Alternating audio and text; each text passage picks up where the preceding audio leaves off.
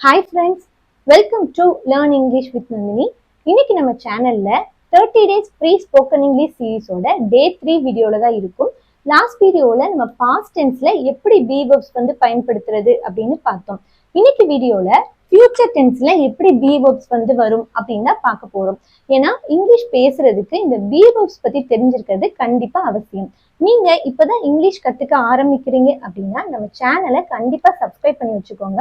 ஏன்னா இந்த 30 days spoken English கிளாஸ்ல நிறைய அடிப்படையான நம்ம எந்தெந்த வீடியோக்கள் தெரிஞ்சுக்கிட்டா நம்மளால ஈஸியா பேச முடியும் அப்படின்றத பத்தி தான் நான் தொடர்ந்து வீடியோ வந்து போட போறேன்.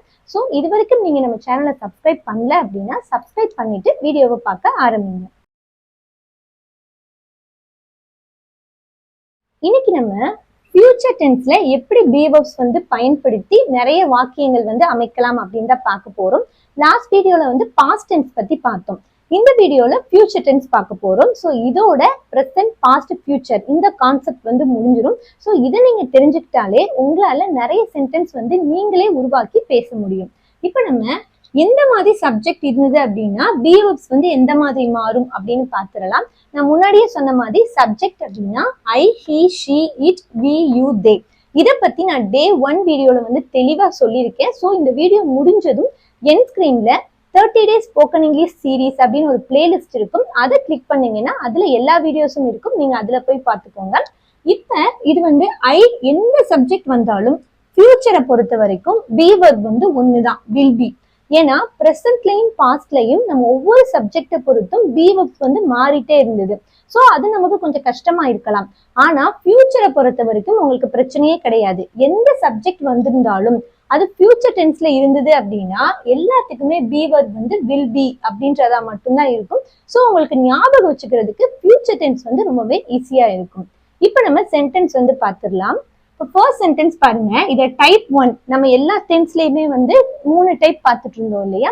இப்ப இதுல ஃபர்ஸ்ட் டைப் 1 வந்து நம்முடைய நிலைமை, அதாவது நம்ம என்னவா இருக்கோம், நம்ம என்ன வேலை செஞ்சுட்டு இருக்கோம் அப்படின்றத பத்தி சொல்லும் போது நம்ம வந்து be verbs வந்து பயன்படுத்துவோம்.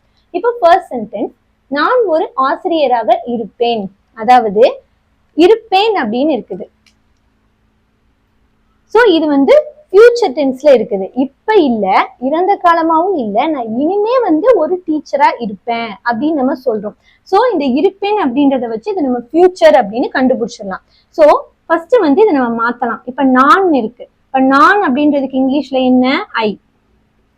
சோ ஐ அப்படின்ற சப்ஜெக்ட் வந்தது அப்படின்னா be verb வந்து will be. இது வந்து ஃபியூச்சர்ல இருக்கு அப்படின்னு நமக்கு தெரிஞ்சிருச்சு. சோ ஐக்கு பக்கத்துல will be போட்டுக்கோங்க. ஐ will be. அடுத்து என்ன இருக்கு? ஒரு அப்படின்னு இருக்கு. நான் முன்னாடியே சொன்ன மாதிரி ஒரு அப்படின்னா ஏ. I will B A. ஆசிரியர் அப்படின்னா இங்கிலீஷ்ல என்ன? Teacher. I will B A teacher. அப்படின்னா என்ன அர்த்தம்? நான் ஒரு ஆசிரியராக இருப்பேன். இப்ப கிடையாது, இனிமே எதிர்காலத்துல நான் ஒரு ஆசிரியரா இருப்பேன் அப்படின்னு நம்ம சொல்றதுதான் I will B A teacher அப்படின்ற இந்த சென்டென்ஸோட மீனிங். இந்த வீடியோ முடியும் போது உங்களுக்கும் நான் 5 சென்டென்ஸ் வந்து கொடுப்பேன். இந்த டைப் 1, டைப் 2, டைப் 3 மூணுலையுமே சேர்த்து கொடுப்பேன். நீங்க அதுக்கு கமெண்ட் செக்ஷன்ல கமெண்ட் பண்ணணும். ஸோ வீடியோவை கவனமா ஸ்கிப் பண்ணாம பாருங்க. இப்போ அடுத்த சென்டென்ஸ், அவர் அல்லது அவள் ஒரு மருத்துவராக இருப்பார். இப்ப பாத்தீங்கன்னா இப்ப அவர் அப்படின்னு இருக்குது, அது வந்து he அப்படின்ற சப்ஜெக்டை குறிக்கும். அவள் அப்படின்னா அது வந்து she அப்படின்ற சப்ஜெக்டை குறிக்கும். இப்ப இதுலயும் பாருங்க, இருப்பார் அப்படின்னா இப்ப அவங்க வந்து படிச்சுட்டு இருக்கலாம். இப்போ ஒரு 5 இயர்ஸ்க்கு அப்புறமா அவங்க வந்து ஒரு டாக்டரா இருப்பாங்க. சோ இருப்பார் அப்படின்னா அது வந்து எதிர்காலத்தை குறிக்குது. சோ இது வந்து ஃபியூச்சர் டென்ஸ்ல இருக்குது. இப்போ அவர் அப்படின்ற சப்ஜெக்ட் என்ன சொல்லலாம்? he. இப்போ he அப்படின்ற சப்ஜெக்ட் வந்தது அப்படின்னா நம்ம be verb வந்து என்ன போடணும்? will be. so he will be. அதேதான் இங்க ஒரு அப்படின்னா ஏ போட்டுக்கோங்க. he will be a. மருத்துவர் அப்படின்னா இங்கிலீஷ்ல என்ன? Doctor. so he will be a doctor. இப்போ இதுவே ஒரு பெண்ணை சொல்லும் போது அவள் அப்படின்னு இருக்கும். சோ அதுக்கு சப்ஜெக்ட் மட்டும் மாத்திக்கோங்க, she. சோ she அப்படின்ற சப்ஜெக்ட் இருந்தாலும் will be அப்படின்னு தான் வரும். சோ she will be போட்டுக்கோங்க. will be a doctor. அப்படின்னா அவள் மருத்துவராக இருப்பாங்க. இப்ப கிடையாது, எதிர்காலத்துல இருப்பாங்க அப்படின்னு சொல்றதுக்கு தான் நம்ம இந்த சென்டென்ஸை வந்து பயன்படுத்துறோம். இப்போ அடுத்த சென்டென்ஸ், நாங்கள் நண்பர்களாக இருப்போம் அப்படின்னா இப்ப நம்ம சொல்றோம், எதிர்காலத்துல சொல்றோம் நாங்க வந்து ஃப்ரெண்ட்ஸா இருப்போம் அப்படின்னு நம்ம சொல்றோம். சோ இருப்போம் அப்படின்றது வந்து ஃபியூச்சர். சோ இது வந்து ஃபியூச்சர்ல தான் இருக்குது. சோ நாங்கள் அப்படின்ற சப்ஜெக்டுக்கு இங்கிலீஷ்ல என்னது? வி. சோ வி போட்டுக்கோங்க. வி அப்படின்ற சப்ஜெக்ட் ஃபியூச்சர்ல வந்திருந்தது அப்படின்னா அதுக்கு நம்ம என்ன பி வெர்ப் வந்து பயன்படுத்தணும்? Will be. So will be போட்டுக்கலாம். வி வில் பி நண்பர்கள் அப்படின்னு இருக்குது. நண்பர்கள் அப்படின்றதுக்கு இங்கிலீஷ்ல என்ன? Friends. So we will be friends. அப்படின்னா என்ன? நாங்கள் நண்பர்களாக இருப்போம். அதாவது ஃபியூச்சர்ல நடக்க போற ஒரு விஷயத்தை பத்தி நம்ம சொல்றோம்.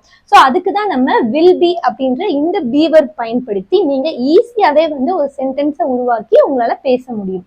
இப்போ அடுத்த சென்டென்ஸ் பார்த்துடலாம். நீங்கள் நண்பர்களாக இருப்பீர்கள். இப்போ ஃபர்ஸ்ட் வந்து உங்களை பத்தி சொல்லிட்டீங்க. இப்ப நீங்க உங்களுக்கு முன்னாடி ஒரு பர்சன் இருக்காங்கன்னு வச்சுக்கோங்க, அவங்க கிட்ட சொல்றீங்க நீங்க வந்து ஃப்ரெண்ட்ஸா இருப்பீங்க அப்படின்னு சொல்றீங்க. நான் முன்னாடியே சொன்ன மாதிரி இந்த நீங்கள் அப்படின்றது வந்து ஒருத்தரை குறிப்பிட்டு சொல்லும் போதும் இங்கிலீஷ்ல வந்து யூ அப்படின்னு தான் சொல்லுவோம். ஒன்றுக்கு மேற்பட்ட நபர்களை நம்ம சொல்லும் போதும் இங்கிலீஷ்ல யூ தான் சொல்லுவோம். சோ இங்கேயும் பாருங்க, இருப்பீர்கள் அப்படின்னா இப்ப கிடையாது, இறந்த காலமும் கிடையாது, ஃபியூச்சர்ல இனிமே நீங்க வந்து ஃப்ரெண்ட்ஸா இருப்பீங்க அப்படின்னு நீங்க ஒருத்தர்கிட்ட சொல்றீங்க. ஓகேவா? சோ இது வந்து ஃபியூச்சர் தான். இப்போ நீங்கள் அப்படின்ற சப்ஜெக்டுக்கு இங்கிலீஷ்ல என்னது? யூ. சோ யூ வந்து எழுதிக்கலாம். இப்ப யூ அப்படின்ற சப்ஜெக்ட் ஃபியூச்சர்ல வந்திருக்கு. சோ அதுக்கு என்ன பி வெர்ப் பயன்படுத்தணும்? ஃபியூச்சரை பொறுத்த வரைக்கும் எந்த சப்ஜெக்ட் வந்தாலும் அதுக்கு வில் பி அப்படின்ற பி வெர்ப் தான் பயன்படுத்தணும். சோ இதை மட்டும் நல்லா ஞாபகம் வச்சுக்கோங்க, ரொம்பவே ஈஸி தான். சோ யூ போட்டாச்சு. இப்ப யூ வில் பி ஃபர்ஸ்ட் போட்டதே தான். இப்ப நண்பர்கள் அப்படின்றதுக்கு இங்கிலீஷ்ல என்ன? Friends. So you will be friends.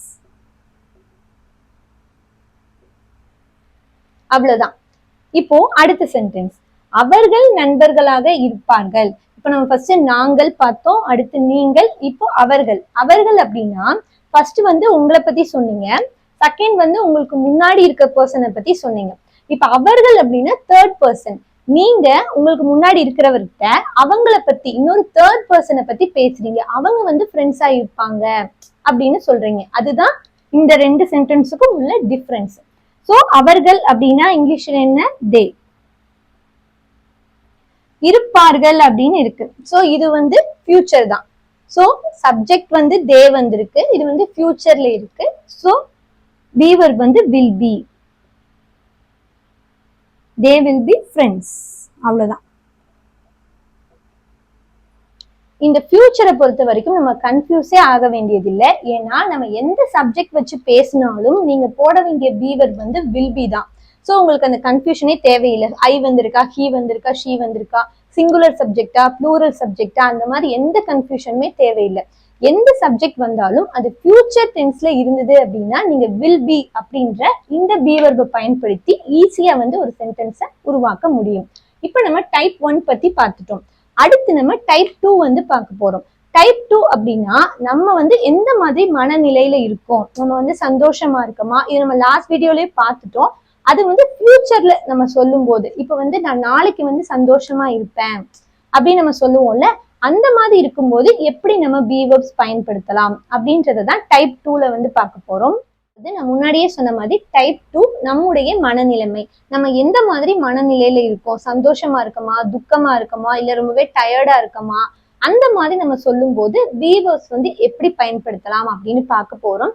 இதுல எல்லா சப்ஜெக்டுக்கும் ஒரே பி வெர்ப்ஸ் தான் வந்திருக்கு இல்லையா, அதனால நான் ஒரே ஒரு தமிழ் சென்டென்ஸ் எழுதி இந்த தமிழ் சென்டென்ஸுக்கே நான் வந்து எல்லா சப்ஜெக்டுக்கும் வந்து உங்களுக்கு இங்கிலீஷ்ல எழுதி காமிக்க போறேன். ஸோ அப்போ உங்களுக்கு வந்து ஈஸியா புரிஞ்சுக்க முடியும். இப்போ ஃபர்ஸ்ட் ஒன், நான் சந்தோஷமாக இருப்பேன். இதுதான் வந்து ஒரு சென்டென்ஸ். ஓகேவா? இப்ப சந்தோஷம் அப்படின்றது என்ன? நம்முடைய மனநிலை, நம்ம வந்து எந்த மாதிரி மனநிலையில இருக்கோம். இப்போ இருப்பேன் அப்படின்னா அது வந்து ஃபியூச்சர், இப்ப வந்து பிரசன்ட் கிடையாது, மிக இறந்த காலமும் கிடையாது. இப்போ இத நம்ம ஒவ்வொன்னா மாத்த போறோம். ஒவ்வொரு சப்ஜெக்டுக்குமே இந்த ஒரே சென்டென்ஸை வச்சு நான் உங்களுக்கு சொல்ல போறேன். இப்போ ஃபர்ஸ்ட் நான் அப்படின்ற சப்ஜெக்டுக்கு எப்படி சொல்லலாம்? ஐ. இப்போ ஐ அப்படின்னு வந்திருக்கு, இது ஃபியூச்சர்ல இருக்கு. So will B. I will be சந்தோஷம் அப்படின்றதுக்கு இங்கிலீஷ்ல என்ன? Happy. So I will be happy. இவ்வளவுதான். நான் சந்தோஷமாக இருப்பேன் அப்படின்னா ஐ வில் பி ஹாப்பி அப்படின்னு அர்த்தம். இப்போ நீங்களே என் கூட சேர்ந்து சொல்லுங்க. இப்போ நான் எடுத்துருங்க. அடுத்து என்ன சப்ஜெக்ட்? ஹி. ஹீனா என்ன? அவன். இப்போ அவன் சந்தோஷமாக இருப்பான் அப்படின்றதுக்கு எப்படி நம்ம சென்டென்ஸ் மேக் பண்ணலாம்? நீங்களும் என் கூட சேர்ந்து சொல்லுங்க. அவன் அப்படின்னா இங்கிலீஷ்ல ஹி. சோ ஹி வந்தா என்ன வரணும்? வில் பி தான். எந்த சப்ஜெக்ட் வந்தாலும். So he will be happy. அப்படின்னா அவன் சந்தோஷமாக இருப்பான் அப்படின்னு அர்த்தம். இப்போ அடுத்து அவள் சந்தோஷமாக இருப்பாள் அப்படின்னு ஒரு சென்டென்ஸ் மேக் பண்ணணும். ஓ, அவள் அப்படின்னா she அப்படிங்கிற subject. So she will be, எல்லாத்துக்குமே will be தான். she will be happy. அப்படின்னா அவள் சந்தோஷமாக இருப்பாள் அப்படின்னு அர்த்தம். அடுத்து நாங்கள் சந்தோஷமாக இருப்போம், அதாவது நம்மளை பத்தி சொல்றோம். சோ நாங்கள் அப்படின்னா இங்கிலீஷ்ல என்ன? we. அதேதான் be word. we will be happy. முடிஞ்சதா? இப்ப வி பார்த்தோம். அடுத்து யூ அப்படின்ற சப்ஜெக்ட். யூ அப்படின்னா நீ இல்லது, யூ அப்படின்ற சப்ஜெக்ட்னா நீ அல்லது நீங்கள். சோ நீங்கள் சந்தோஷமாக இருப்பீர்கள் அப்படின்றது எப்படி எழுதலாம்? You will be happy. புரியுதா? இப்போ அடுத்து அவர்கள் சந்தோஷமாக இருப்பார்கள் அப்படின்றதுக்கு எப்படி சொல்லலாம்? அவர்கள் அப்படின்னா தே will be happy. அவ்வளவுதாங்க. எப்படி நம்ம சிம்பிளா எல்லாத்துக்குமே பி வெர்ப்ஸ் வந்து will be தான்.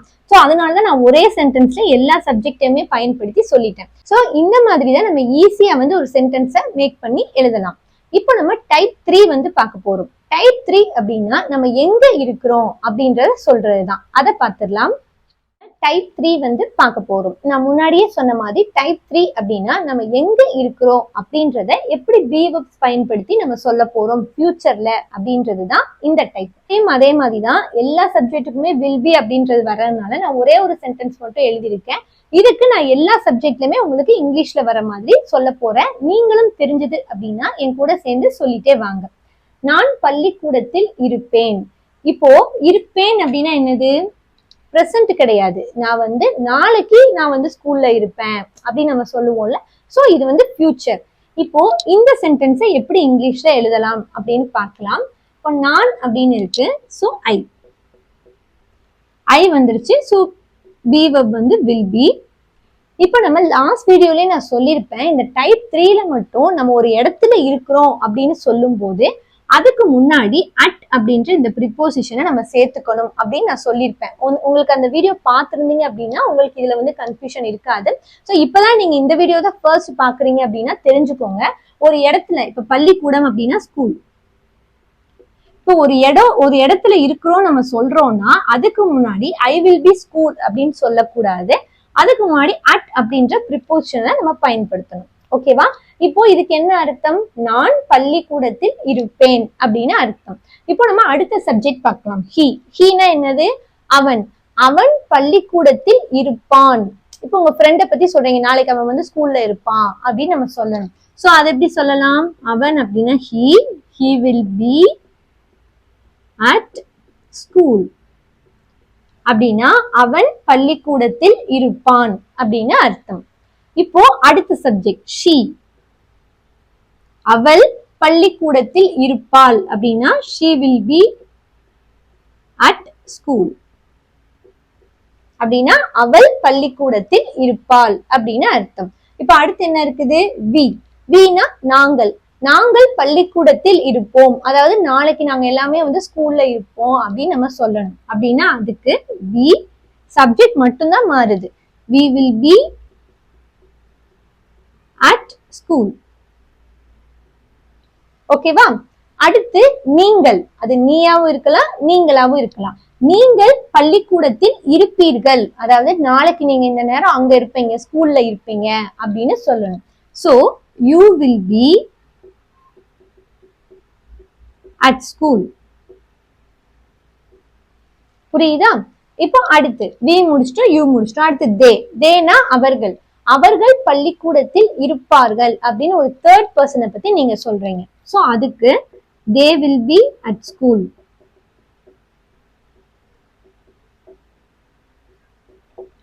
அவ்வளவுதான், ரொம்பவே ஈஸி. இதுல நீங்க ஒண்ணுதான் ஞாபகம் வச்சுக்கணும். நம்ம இடத்த சொல்றோம் அப்படின்னா அதுக்கு முன்னாடி அட் அப்படின்ற இந்த ப்ரிப்போஷனை பயன்படுத்தி தான் சொல்லணும்.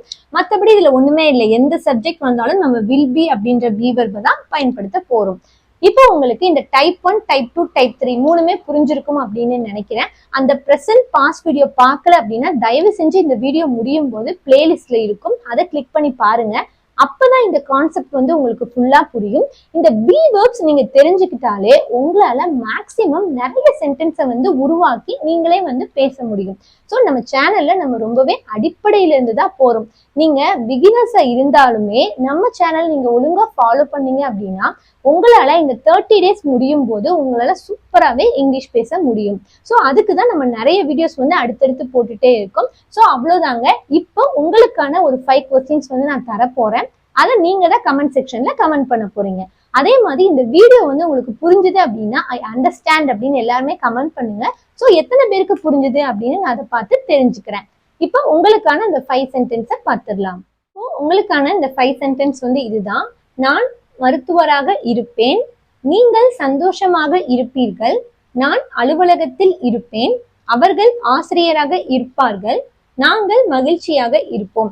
இந்த 5 சென்டென்ஸுக்கு தான் நீங்க இங்கிலீஷ்ல வந்து கண்டுபிடிச்சு எழுத போறீங்க. ஸோ இது எல்லாமே நான் வீடியோலயே வந்து சொல்லியிருக்கிற சென்டென்ஸ் தான். ஸோ வீடியோவை நீங்க ஃபுல்லா பார்த்துருந்தீங்க அப்படின்னா இந்த ஆன்சர்ஸ் உங்களுக்கு எல்லாமே தெரிஞ்சிருக்கும். ஸோ மறக்காம வீடியோ பார்க்குற எல்லாருமே கமெண்ட் செக்ஷன்ல கமெண்ட் பண்ணுங்க. அந்த மாதிரி கமெண்ட் பண்ணும்போது உங்களுக்கு இந்த கான்செப்ட் வந்து இன்னும் நல்லா புரியும். ஓகே ஃப்ரெண்ட்ஸ், இந்த வீடியோ உங்களுக்கு பிடிச்சிருந்தது அப்படின்னா மறக்காம வீடியோக்கு ஒரு லைக் கொடுத்துருங்க. உங்க ஃப்ரெண்ட்ஸும் இந்த மாதிரி இங்கிலீஷ் கத்துக்கணும் அப்படின்னு ஆசைப்படுறாங்க அப்படின்னா அவங்களுக்கும் நம்ம வீடியோவை ஷேர் பண்ணுங்க, நம்ம சேனலை பத்தி சொல்லுங்க. இதே மாதிரி நெக்ஸ்ட் வீடியோல வந்து ரொம்பவே ஒரு இன்ட்ரெஸ்டிங்கான வீடியோவோட பார்க்கலாம். Day 4 video. அதெல்லாம் நீங்க பார்க்கணும் அப்படின்னு நினைச்சீங்கன்னா ப்ளீஸ் நம்ம சேனலை சப்ஸ்கிரைப் பண்ணி வச்சுக்கோங்க. பக்கத்துக்கு பெல் ஐக்கானையும் மறக்காம கிளிக் பண்ணி ஆல் அப்படின்னு கொடுத்துட்டீங்கன்னா நான் அடுத்தடுத்து போட போற வீடியோக்கள் எல்லாத்துக்குமே உங்களுக்கு நோட்டிபிகேஷன் வந்துடும். Thanks for watching my video.